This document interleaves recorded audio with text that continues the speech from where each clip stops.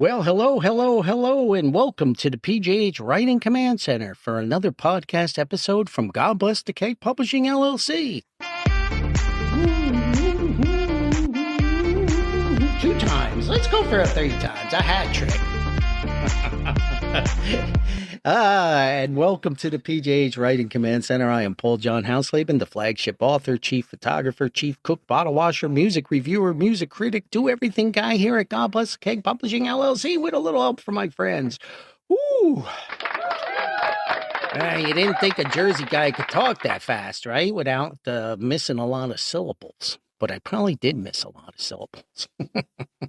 We're in a great mood here. Nottingham Forest just pulled off a draw with Crystal Palace. So, yes, always a tough place to play there in South London, and we pulled the draw. So, Paulie's in a good mood. We're going to skip talking about the Yankees and the Red Sox. I'm recording this on 24th of August in 2025, and it's currently a 4-game weekend series thing with the and the Yankees are getting shellacked. Oh, well, hey, any rate, if you are a return listener, well, then welcome back. If this is the first time you've tuned into the podcast, well, then welcome. And we appreciate the support and the feedback we've been getting. And it's been a great week, other than the Yankees.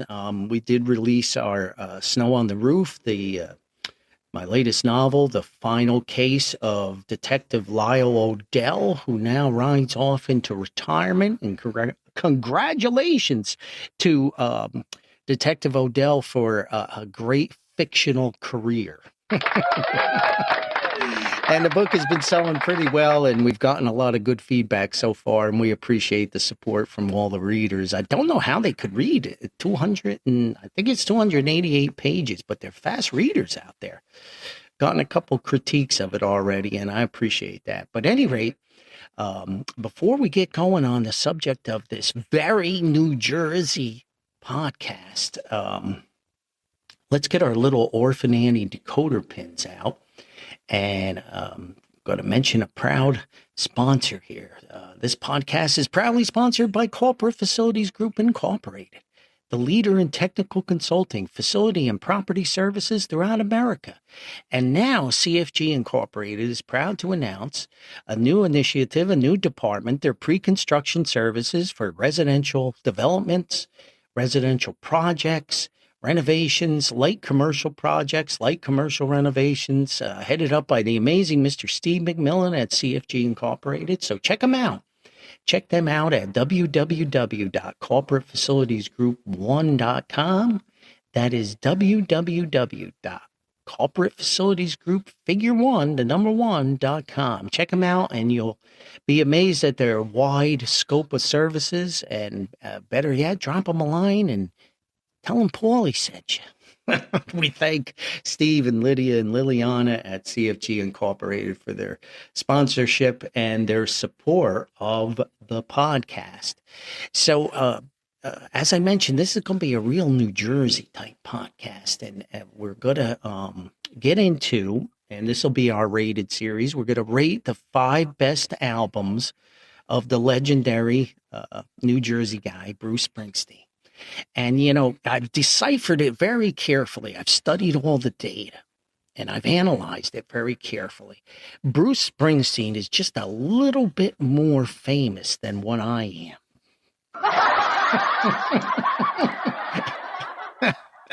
He, Freehold, he's not from Asbury. Wasn't born in Asbury, but Freehold, Patterson, I could throw a baseball if I was Nolan Ryan, but, a fellow New Jersey guy.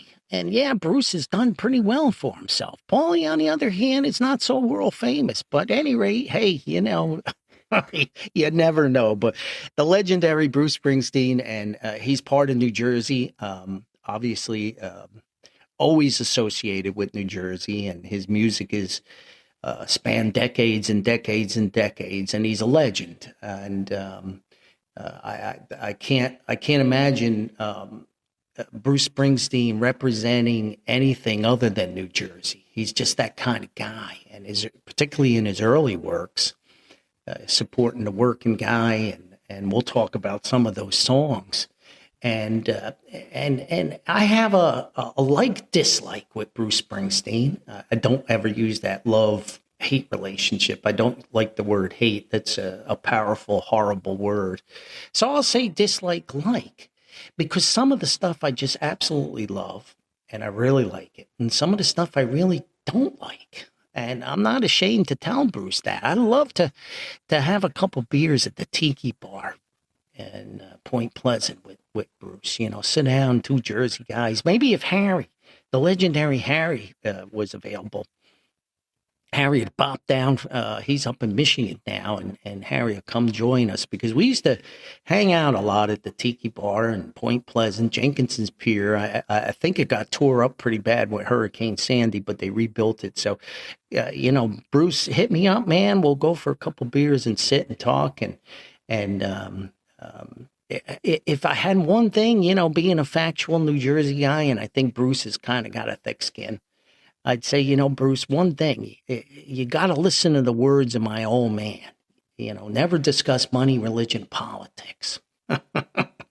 And it's a great way to lose friends. And I used, in my overrated podcast, I mentioned U2, the band U2, and how, you know, there's all political things that come out there in concerts and all that. Hey, that's all well and good. You know, you want to support who you want to support, do what you do. And I don't talk about politics, and that's fine. But when people pay money and they come to these concerts, they want to hear the music. They want to have escapism. They want to enjoy the music. They want to support the artist and cheer and remember the great songs. And when, you know, you sit down and start yapping about politics, it kind of spoils the atmosphere. And I talking to a couple people back home, and a couple people were lucky enough to go on some of the more recent tours over the last few years. I haven't seen Bruce in forever. I mean, I saw him at the Brendan Murren Arena in the Meadowlands, so that tells you how long ago that was. But, you know, they were a little disappointed that he take an interlude and go ranting on politics. So, Bruce, you know, we're going to sit down and have a couple beers, and I'm sure you can critique some of my books too and say, hey, Paulie, this book stinks. And I'm just a guy from Paterson, New Jersey. You're not going to hurt my feelings. So whenever we do ratings, let's get to the meat and potatoes. We always do the 5-1. You've heard me mention many times that I don't understand how people rate like the 500 best songs of all time. You know, what's the difference between 399 and 400? What's the difference between 498 and 497? It's crazy. It's too much. So we always win 5-1, and 5 being a really, really great album, and 1 being the artist, in this case, Mr. Springsteen's most phantasmagorical, in Paulie's opinion, recording, long player. So we do have some on mentions, and I've got 2 of them. And the number 1 on mention is The Rising. And this was written in response to the horrible events of September 11th, the terrible tragedy. And the word is, and I don't know if it's true or not, what inspired Bruce. He was tooling around in one of his hot rod cars, and he came to a street corner, I don't know, in Jersey or New York or wherever, probably in Jersey. And folks recognized him, and then one fella, you know, leaned out the window and said, Bruce, we really need you now. We really need your emotions. We need you to do a record. We need you to talk about this. We need September 11th honored by Bruce Springsteen in a recording. We need you to write something. And Bruce got that stuck in his mind, and he wrote The Rising. Now, whether or not that story is true, I don't know. But it's a remarkable recording. Lonesome Day, Into the Fire. My favorite cut is Waiting on a Sunny Day, because when you have a terrible, terrible tragedy in your life, or an event like the awful September 11th, you know, you need something positive. Everybody's looking for something positive. I remember the football games, and I think baseball games too, after September 11th up in New York. And, you know, you're looking to escape. And Waiting on a Sunny Day was a great response written by Bruce. And you might say he's not a great musician or fantastic singer, but he is a fantastic songwriter, and certainly he is a great writer. His lyrics are outstanding, and that's a great record. And maybe in September, if I have the time and I have the emotions myself, and I could get through the podcast, maybe I'll do my own experiences and memories of that awful day, September 11th, being in Jersey, pretty close to where it occurred, and having some ties to it through roundabout ways, but we'll see. But anyway, The Rising, it gets an honorable mention. The other honorable mention is a very different recording by Bruce, and it's only from a few years back, and it's Western Stars. And I just kind of really was floored by this record. It's got a great cover art and a great photograph of Bruce inside on the liner, too. I love whoever did the photography. It's fantastic. It's Bruce at dusk with his guitar and some lights in the background. And I know he owns properties all over the place. He's Bruce Springsteen. And he always had an affinity for the West, Arizona or California. He always, even though he's a Jersey guy, didn't have that classic Jersey Paulie accent, I guess. I don't know. It certainly has the accent, but he always sang with a little twang on certain songs. And he really a flexible vocalist, and I don't know what is going on with Western Stars. It's like Bruce took a new vocal pill because it's very symphonic. It sounds like Jimmy Webb and Glenn Campbell together with Bruce Springsteen. It's very grandiose, but his vocals on this are absolutely amazing. And I don't know if it's synthesized or electronically enhanced. I don't know. I really can't tell, but it's a great recording. I really enjoy it. Sundown's a great cut, not the Gordon Lightfoot one. Somewhere north of Nashville. That cut really shows his twang. Chasing Wild Horses. Joe's Cafe is fun. It's a fun record. It's a great record. I really like it. So I put it as an on mention. Now, some of the other classic Springsteen stuff, and I'm not going to beat on Bruce too much because we're going to have beers. I want to get too mad at me. But there's going to be some notable absences. The first two records don't make it for Paulie. The Greetings from Asbury Park and the E Street Shuffle thing. I had a fellow critic tell me that the second album was the greatest rock and roll long player ever recorded. And I almost lost my mind. It's Bruce in his infancy. He's trying to find himself. He's trying to find the sound. He had a lot of folks helping him with the songwriting and introducing things in there. The melodies are all rough. Everything's all rough. And as an artist, I can relate. Time Bomb in the Cupboard, my first real book when I was 16 and a half, almost 17, I wrote. And I read it now and sometimes I cringe, but I never cleaned it up. I never made it polished because that's kind of the beauty of the writing. It's Paulie in his infancy. And I think the first two records is Bruce finding himself, and they're not my favorites. And neither is Nebraska. And people fall out of their chairs over Nebraska, and I just it's not my cup of tea, so I'm gonna leave it at that. So let's get to number 5, and number 5 is Born to Run. And Born to Run, I'm not a fan of the title track. I know it took forever to record and was stressful, and it was Bruce, trying to stay in the music industry because the first two records didn't do too swift, and he really needed something special, and it is something special, and it's an artist who nitpicked to perfection, but why do I put Born to Run as number 5 is because of two cuts. The absolutely amazing Thunder Road, which is Bruce, man, maybe I'll do his 5 best songs, but certainly that's going to be in there. Just the poetry alone and just the storytelling as a writer. I can envision everything that Bruce is talking about here with the screen door slams, Mary's dress waves. and it's just pure poetry. And I did, in my first flash fiction book, I used a lot of songs for inspiration, and I actually wrote a flash fiction piece to kind of mimic the events of Thunder Road. And of course, just an amazing song.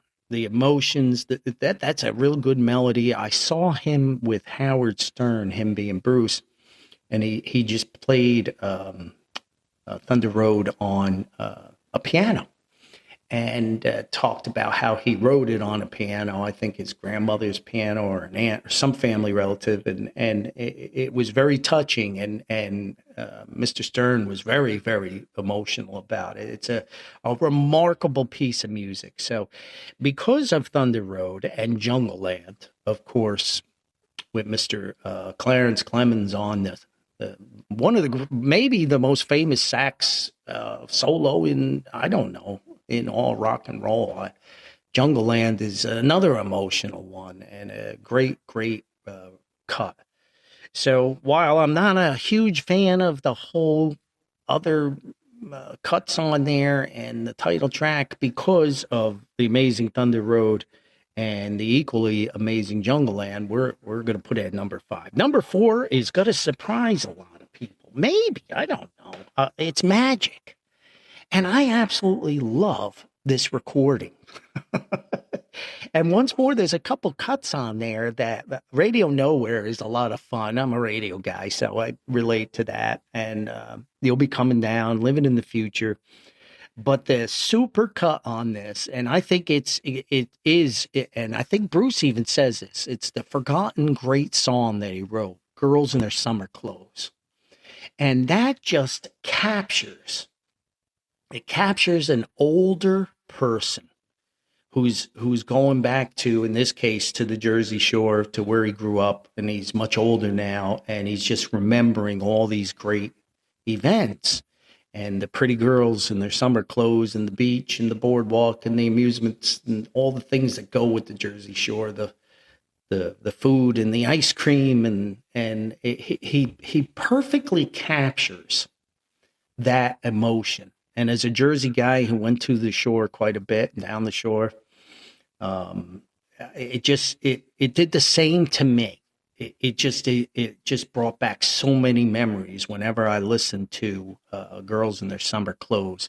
And it has a great video too. Look at it on the big video website, which I understand was filmed in the wintertime.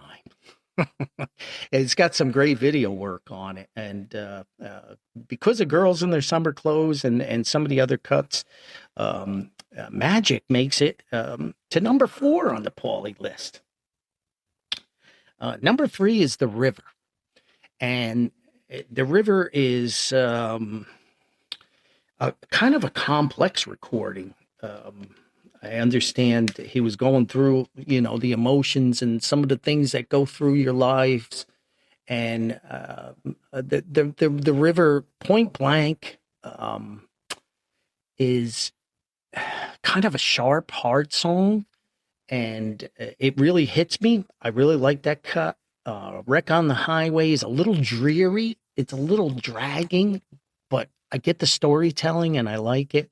The River song itself, I understand, invoked a lot of emotions because he was telling really a story about his sister when she was young and got pregnant and had a baby on the way, and her high school boyfriend and all the stuff. So I think there was a lot of Bruce lending upon nonfiction when he wrote that song. The Ties That Bind is a real upbeat song. I really like The Ties That Bind. So overall, one of his best. The Price You Pay, Ramrod, Stolen Car, Fade Away. It's a long record too. And I love the cover shot. I love whoever did the photography. So The River makes it on Paulie's list at number 3. Number 2 is Darkness on the Edge of Town. Now, here's a deep, dark, complex record. And if you talk about cover shots, this might be some of the best photography. And I like the River shot, but this by Frank Stephen Co., right? Yes.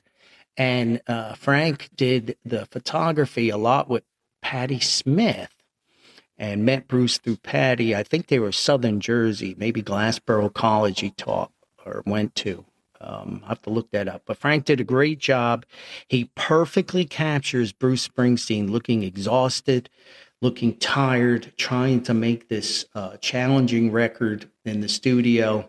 It's a great shot. I think it was shot in a house in Haddonfield, New Jersey that Bruce rented or owned. And it's just simply Bruce with a t-shirt on and a little jacket, and he's just got his hair all messed up, and he's just up against the wall, and you can see the old-fashioned wallpaper, a typical Jersey house, and Frank pulled off one of the great shots of all time.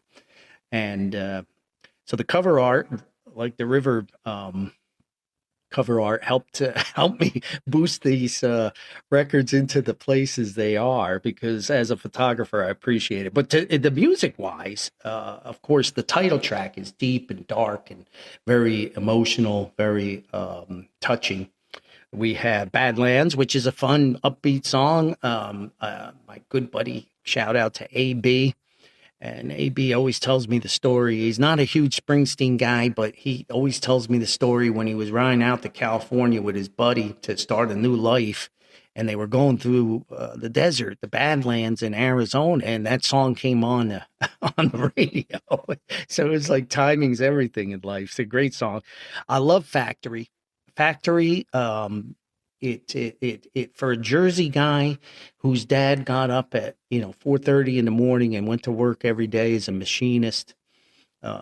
What Bruce wrote there, the dreariness, the dedication to your family, the hardworking, regular working class Jersey guy, that song perfectly captures it. Very much like the river perfectly captures the situation going on with his sister and the challenges of having a baby young in life. Factory perfectly captures that factory worker gutting it out in the trenches every day. Great song. Promised Land is another great one. Of course, Prove It All Night is a classic. And I mentioned how great the title track is. Some of Bruce's best singing is on that title track. The depth of his voice and the emotion and just, that Springsteen anguish coming out. And there's a lot of comedians always make fun of Bruce with his crazy emotions when he sings, but Darkness, that title track really epitomizes Bruce Springsteen and his vocals in a really emotional manner. And number one, here we go. So let's get a little cheer in here for number one. Yep. And number one is Tunnel of Love. I just, I absolutely love Tunnel of Love. I probably listen to Tunnel of Love, the whole record, at least once or twice a month. And my ringtone on my phone is the intro to Tunnel of Love. Of course, a Jersey guy has to have a Jersey guy ringtone. The video for Tunnel of Love is amazing. I watched that just last night before I recorded this, and shot at Asbury at the Tunnel of Love, and great video work. My favorite part of that video is Bruce at the end on the outro, leaving the amusement ride and then walking. It's kind of a cold day, and it looks like there's some maintenance workers doing off-season maintenance on the amusements. In this case, it's a merry-go-round in the background, and Bruce kind of looks over and gives them a nod, and they're not really part of the video, but they are part of the video, and you have to look close. And the sun is setting, and it's getting dark, and he's just walking with his hands in his pocket and his jacket, and you can see the sand kicking up off of his boots. Great video, great song. And once more, it was a very emotional album, going through a breakup of his first marriage and meeting his future wife, who was a band member at the time, and the conflict of the relationships breaking up. And Tunnel of Love is Great song. Brilliant Disguise. My goodness. Brilliant Disguise. That, as good as the video is for Tunnel of Love, Brilliant Disguise might be, in my opinion, one of, if not the best video ever filmed. And I know it was filmed in Sandy Hook, New Jersey. I knew a guy who claimed he was part of the security for that video shoot. And apparently it was at a abandoned military base, and they found this kitchen in one of the homes on the base that just perfectly suited Bruce and the backdrop he wanted. And when I look at that kitchen, I think of all my years growing up in New Jersey, my buddy Jeff, my buddy Harry, my own kitchen, the girlfriends that I knew and people that I knew. And that kitchen looks so perfectly New Jersey. The little cooker in the background, and it's shot in black and white, which helps with the structure. What an amazing song, amazing video. And it starts with a pan out, and then as the song progresses, the videographer comes in closer and closer and closer until it finally ends with a real close-up of Bruce's face as he finishes the song. And once more, tremendous emotion. Great melody on that one, but every other cut on here, Valentine's Day is another heart-wrencher. When you're alone, you're alone. Boy, some great lyrics on that. Ain't Got You is a lot of fun, about a guy who's got everything, but he doesn't have the check. Tougher Than the Rest, All That Heaven Will Allow, Spare Parts, Cautious Man, Walk Like a Man, Two Faces. Tunnel of Love, not a filler on that record. Not a filler on that record. So that's number one. There they are, 5-1. Born to Run at number 5, Magic at number 4, The River at number 3, Darkness on the Edge of Town, and Tunnel of Love. And some great photography mixed in there by Frank. Good job by everybody all around, and kudos to the photographer as a fellow photographer. Man, you knocked it out of the park. At any rate, there we go. Bruce, thank you for all the music. Thank you for being a Jersey guy. Thank you for representing New Jersey in the music world like a true Jersey guy. And we love what you've done for the state, and continue long life, continue to be a Jersey guy. Continue to always remember where you came from, because it's a special place. But hey, thanks for tuning in. I hope you enjoyed this podcast and a dissection of Paulie's opinion of Bruce Springsteen's music. And if you didn't, and you think I'm all wrong and all wet, well, you're not going to hurt my feelings. I'm just a guy from Paterson, New Jersey. So thanks for tuning in. Hey, be kind, be gentle, practice kindness. Kindness is cheap. And it really goes a long way when you spread it around this world. So we'll see you next time. And maybe if I can dig it up for Labor Day's coming up, the end of the summer. And Paulie's not promising, but I did, speaking of Jersey things, many years back, I did have a guest stint on a college radio station. And I told 3 stories.